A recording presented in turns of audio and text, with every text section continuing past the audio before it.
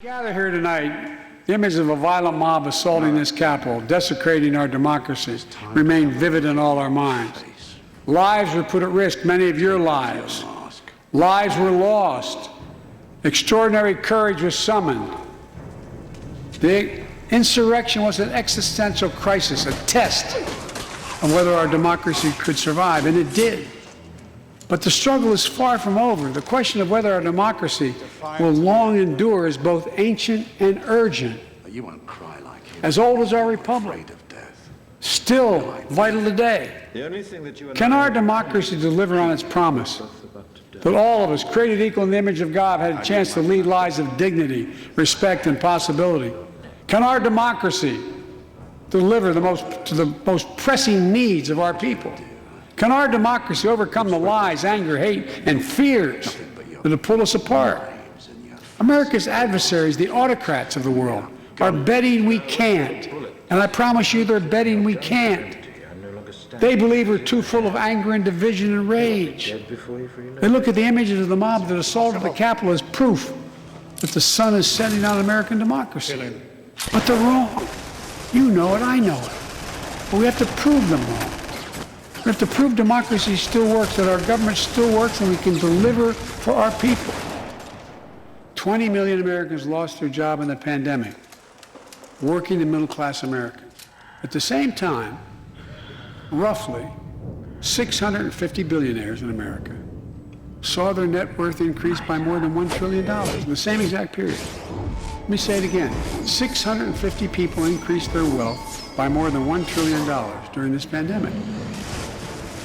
And they're now worth more than $4 trillion. My fellow Americans, trickle down economics has never worked. And it's time to grow the economy from the bottom and the middle out.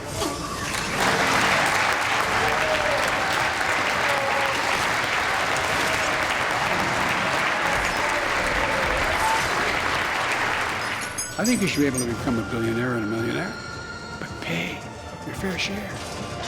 A recent study shows that 55 of the nation's biggest corporations paid zero federal tax last year.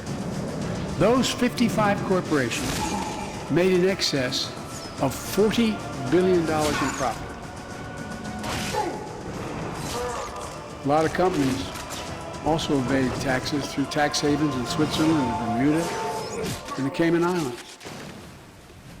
And they benefit from tax loopholes and deductions for offshoring jobs and shifting profits overseas. It's not right. We're going to reform corporate taxes so they pay their fair share and help pay for the public investments their businesses will benefit from as well.